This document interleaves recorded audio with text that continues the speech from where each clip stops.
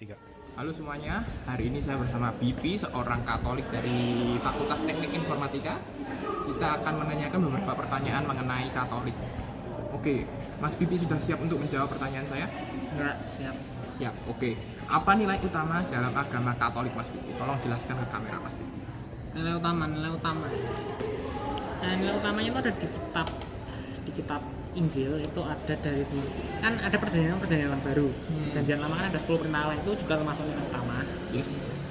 Tapi ada juga ini, ada ditambahi oleh Tuhan Yesus waktu itu adalah hukum kasih. Kasihlah sesamamu seperti kau mengasihi diri sendiri. Ya.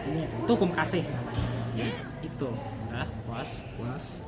Jadi itu nilai utama dalam agama Katolik. Hukum kasih, kita mengasihi sesama kita gitu, seperti kita mengasihi diri sendiri kan Tuhan Yesus juga mengasihi sesamanya. Dia waktu disalibkan tidak ada menaruh dendam sama sekali, dia masih mengasihi dan bahkan meminta mereka untuk diampuni dosanya, dan kita juga harus bisa melakukan seperti itu. Oke, masuk ke pertanyaan yang kedua, Mas Bibi. Apa yang membedakan Katolik dengan Kristen Protestan? Waduh, ini gini, kan ada yang ini dari temanku ya, kan Kristen pun juga ada 2 aliran kalau nggak salah ya, kayak yang Protestan ada 2 tuh yang apa? Oh 3 malah. Oke. Aku kurang ngerti gimana cara bedanya, tapi kalau sama Katolik itu tata cara ekaristinya kan juga beda. Kan kalau nggak salah orang Kristen itu juga menerimakan pasti atau tubuh Tuhan Yesus itu kan. Iya. Mereka juga menerimakan, tapi mereka nggak sesering kami. Kalau kami itu orang Katolik terimanya setiap minggu, setiap ada misa kami pasti menerima. Kalau di Kristen sih biasanya aku itu ya tiap minggu pertama ya, kalau di Kristen yang aku ya, gereja aku yang di Solo. Kalau kami di Katolik setiap ada misa pasti ada. Mau biasanya misa lingkungan atau mau misa yang di gereja itu juga kayak gitu. Misa Sabtu sore juga kan. Untuk Tuhannya yang maksud saya itu yang kalian itu lebih menyembah ke Bunda Maria atau Tuhan Yesus? Nah, gini, kami Katolik itu kan namanya konsep Tritunggal Maha Kudus, konsep Tritunggal Maha Kudus kan yang Bapa, Putra, dan Roh Kudus itu. Nah, kami itu mengimani itu Tritunggal Maha Kudus itu. Nah itu terlalu sederhana, tapi ya kurang lebihnya kayak gitu kan mengimani Allah Bapa yang menciptakan dunia ini, Tuhan Yesus Kristus Putra yang turun ke bumi untuk menebus dosa kita dan dosa asal Adam dan Hawa itu, dan Roh Kudus yang turun pada hari raya Pentakosta itu. Ya kan nih, pertanyaan pertama ini, bagaimana tata cara ibadah dan apa saja yang dilakukan saat ibadah hari Minggu dalam aliran Kristen Katolik itu? Panjang ini, kau nggak jelas dari awal ya? Oke. Ya, boleh. Awal nih, ya, kalau misa Katolik nih, pertama itu kau bakal mulai dari luar gereja itu peranakan. Jadi Romo masuk sama putra putri altar, putra putri altar sama prodiakon juga kadang masuk gitu kan. Sama yang bertugas misa itu biasanya diiringnya masuk gitu dengan lagu pembukaan yang dibawain kor. Nanti kalau perayaan sampai ke altar, sebelum naik ke altar kowe hormat dulu ya, nanti romonya nunduk kak. Kamu putra putri altar ikut nunduk, umatnya juga biasanya ikut nunduk. Jadi kalau misalnya nih contoh nih ya, romo nih datang, jadi depan altar, romonya tunduk, kita nunduk, gitu. Terus itu naik dan petugas ke tempatnya masing-masing. Nah ini enggak duduk, ini berdiri, masih berdiri. Setelah lagunya selesai, kita mulai dengan tanda satu biasa, terus salam buka dari Romo. Salam buka biasanya memberitahu apa yang akan kita doakan. Ini biasanya kadang ada yang meminta untuk didoakan saudara yang meninggal kan juga ada tuh. Pernah soalnya dulu aku. Habis itu kita doa pembuka, terus kita nyanyikan ini untuk mengaku dosa kita. Biasanya kita ini kita mengucapkan saya mengaku kepada Allah yang Maha Kuasa dan kepada saudara sekalian diutus untuk mengaku dosa, terus untuk mengakui dosa kita, terus kita menyanyikan lagu ini, Tuhan kasihanlah kami, terus kemuliaan. Tapi beda kalau kadang pas hari raya, bukan hari raya, hari sebelum hari raya itu Paskah nih. Paskah itu kemuliaan nggak ada, karena kemuliaan kan untuk menyambut sesuatu yang merupakan kebangkitan Tuhan dan bayaran Tuhan misalnya. Jadi misal hari Jumat Agung atau Jumat yang tanggal merah di ini Jumat Agung Kamis Putih, dan perayaan sebelum Paskah itu nggak ada kemuliaan biasanya. Sebelum Natal atau masa Advent juga kadang kayak gitu. Oke. Habis kue itu kemuliaan tadi, kita duduk dengarkan bacaan pertama. Habis bacaan pertama ada namanya Mazmur. Oh iya. Mazmur, habis Mazmur itu kayak lagi pendek aja, itu cuplikan Injil kadang-kadang. Itu nggak terlalu lama. Setelah itu kita ke bacaan kedua. Habis bacaan kedua langsung kita menyanyikan yang nada kemuliaan, nada yang haleluya. Tahu kan haleluya? Terus setelah nyanyi haleluya kita berdiri dan mendengarkan Injil Tuhan yang dibacakan di hari itu. Habis itu setelah itu kita setelah dengar bacaannya selesai, akhirnya Romo demikianlah Injil Tuhan. Umatnya menjawab pujilah Kristus. Kami duduk dan mendengarkan khotbah. Tergantung Romonya ini khotbahnya kadang selama bisa sebentar, tergantung. Habis khotbah itu biasanya ada persembahan.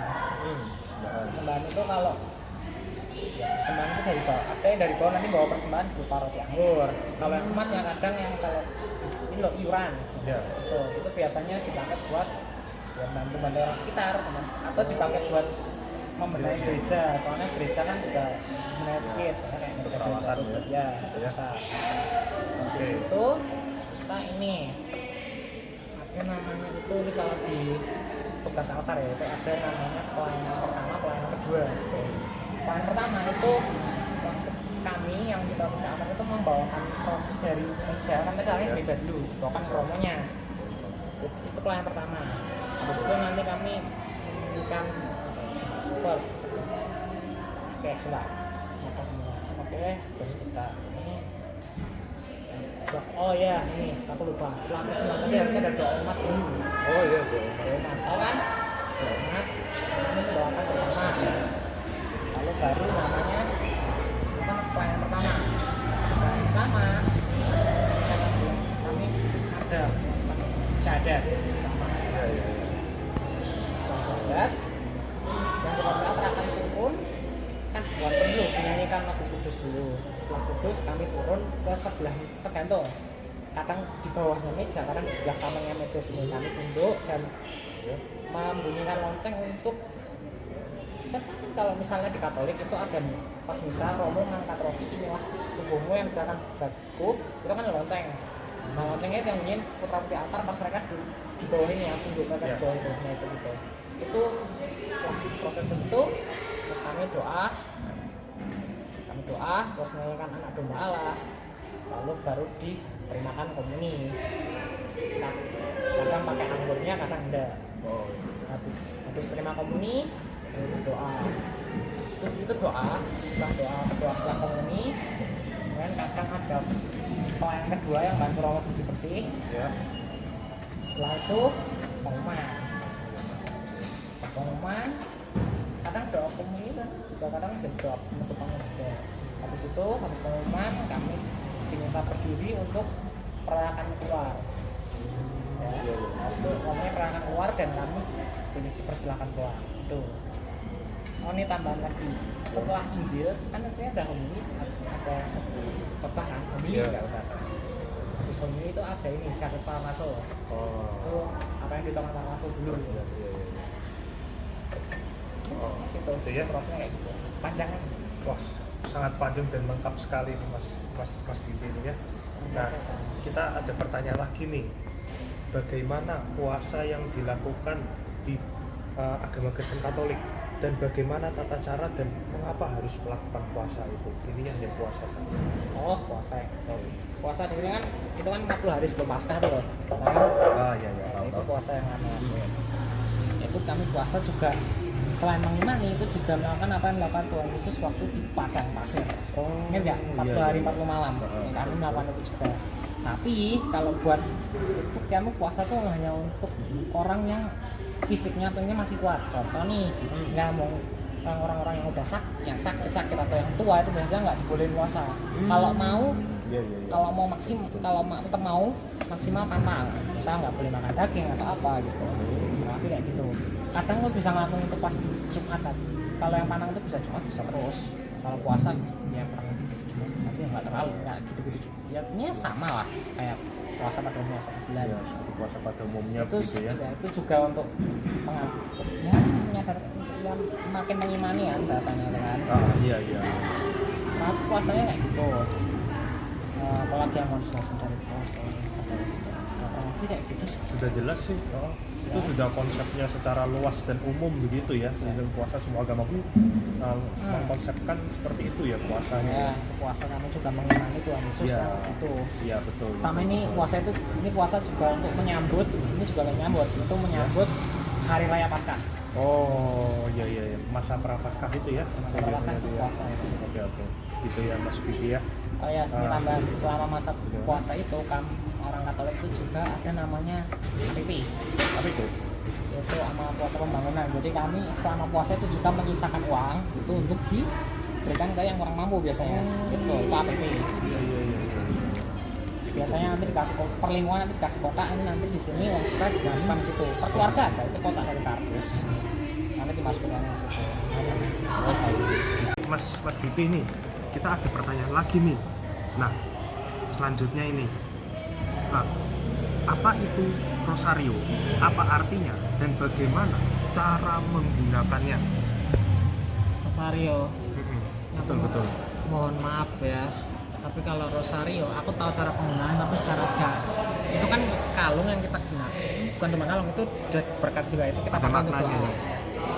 Kita gunakan untuk berdoa kepada Bunda Maria. Selain itu Bunda Maria kan ini doa rosario. Ada bulan khususnya, ada bulan khususnya. Mei sama Oktober. Betul.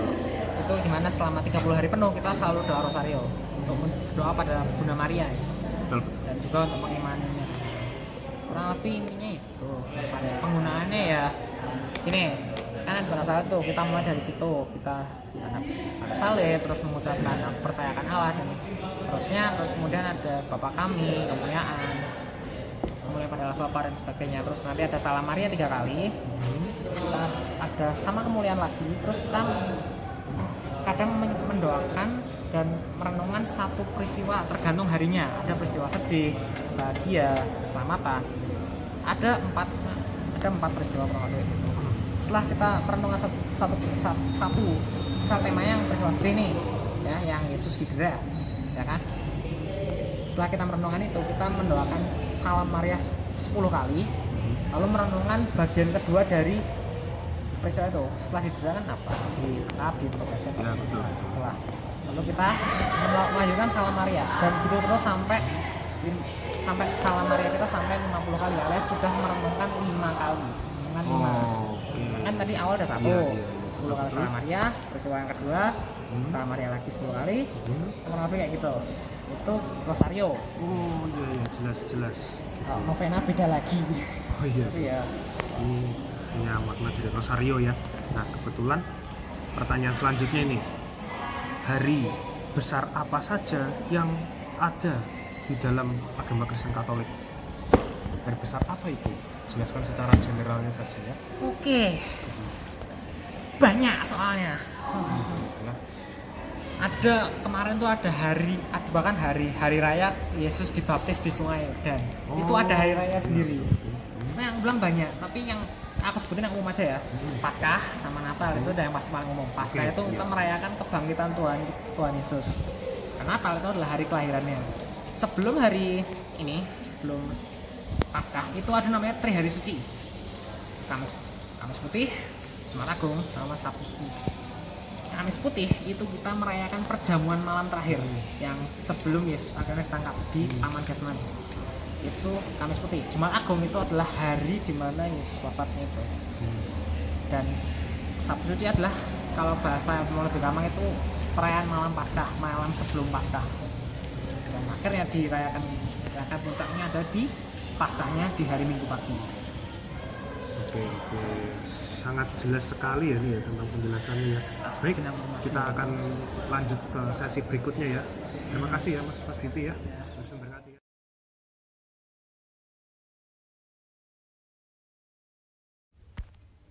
Oke, tentang pertanyaan kalian yang pertama, tentang apa itu nilai utama dalam agama Katolik.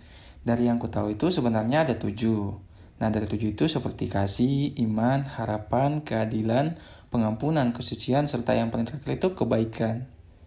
Nah, itu aja sih. Terus yang pertanyaan kalian yang kedua tentang apa yang membedakan Katolik dengan Kristen Protestan, sebenarnya itu ada beberapa titik yang membedakannya. Tapi yang ku tahu-tahu aja ya, seperti tentang sejarahnya itu kita sudah berbeda. Terus kepemimpinan dan struktur. Terus paling sering diketahui banyak orang itu kitab sucinya. Nah, dan yang paling membedakan lagi itu tentang sakramen serta ibadah dan liturgi kita. Nah, itu aja sih mungkin dari aku. Nah, terus masuk ke pertanyaan kalian yang ketiga, tentang apa itu air suci dalam agama Katolik. Ya, sejujurnya yang ku tahu itu seperti simbol kehidupan baru. Tetapi yang dalam konteks luas itu ada beberapa, seperti penyucian diri, perlindungan, pengingat pembaptisan, serta upacara liturgi dan sakramental ya. Nah, kini masuk ke pertanyaan keempat kalian, kenapa Romo dan suster tidak boleh menikah? Nah, untuk itu sih secara umum ya, aku cuma tahu secara umum. Nah, secara umumnya itu seperti dasar teologis, dimensi spiritual, dan yang paling terakhir tuh alasan praktis ya. Ya, itu aja sih. Nah, tentang yang kelima, yang pertanyaan kalian, apa itu rosario, apa artinya, dan bagaimana cara menggunakannya. Nah, secara umum, dan seharusnya kalian tahu itu rosario itu seperti kalung. Bisa juga dibilang kalung. Nah, dia terbuat dari manik-manik. Nah, cara menggunakannya itu cukup sederhana.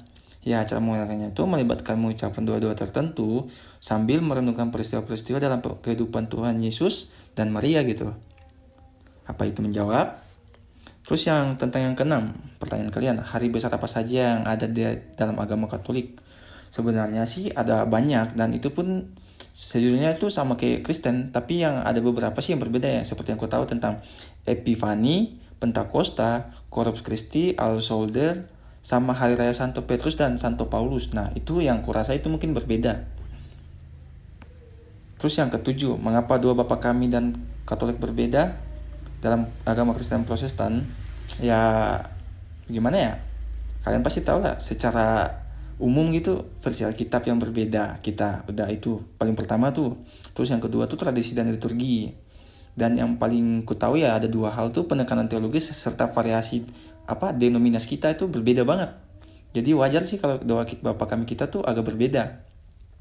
Terus ya, menurut pertanyaan kalian tentang apa yang paling menarik dalam agama Katolik, dari spesifik pandangan aku sendiri ya, kalian tuh harus tahu tentang sejarah dan tradisi, terus liturgi yang terstruktur, serta ajaran sosial kita tuh lumayan jauh loh. Terus yang paling aku suka itu warisan seni dan arsitekturnya, sumpah. Kalian harus lihat.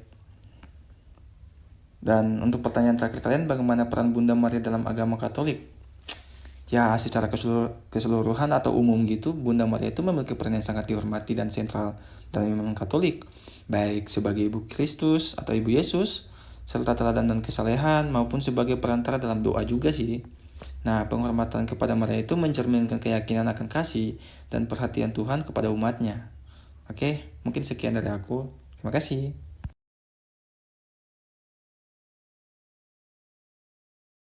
Kenalkan, nama saya Suster Helga Sihombing FKJM. Saya sebagai seorang suster Katolik, dan saya juga berasal dari Sumatera Utara, tepatnya di Pematang Siantar. Kami ada di sana berpusat FKJM. FKJM itu adalah salah satu tarekat suster-suster Katolik Fransiskan yang ada di Indonesia, pusatnya di Sumatera Utara. Sebenarnya kami ada pusat yang umumnya ada di Generalat di Roma. Jadi kami ada di Siantar, di Sumatera Utara, dan sekarang saya berada di sini, di Salatiga, karena program studi di UKSW. Saya sekarang masih mahasiswa baru, termasuk mahasiswa baru, angkatan 2024 di Prodi Pendidikan Bahasa Inggris.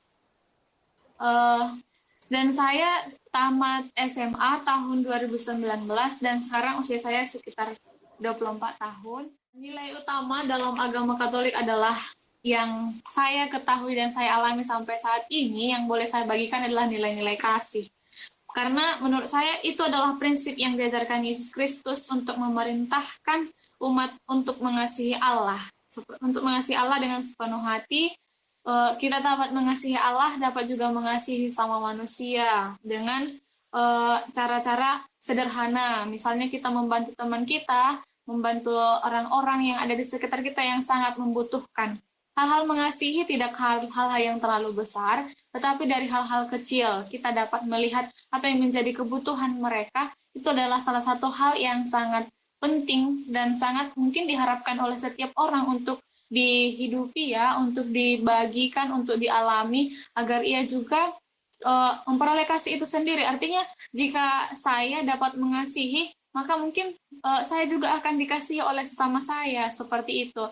Itu adalah menurut saya kasih yang cuma-cuma ya, yang berasal dari Allah yang bisa kita bagi untuk sesama kita.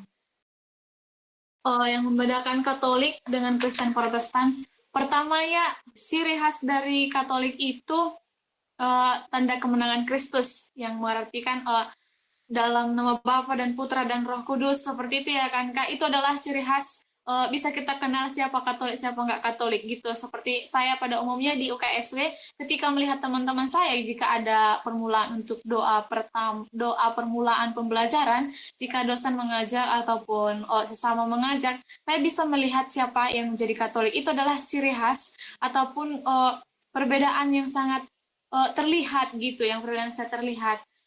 Selain daripada itu, perbedaan Katolik dengan Protestan yang membedakannya, di agama Katolik itu ada namanya hierarki, yang urutannya ada pada kepemimpinan paus, uskup, para imam yang memimpin gereja, dan sedangkan Protestan yang menekankan kepemimpinannya kan mungkin pendeta gitu ya, ataupun dengan di selanjutnya urutan-urutan pada kepemimpinan para gereja Protestan, seperti itu.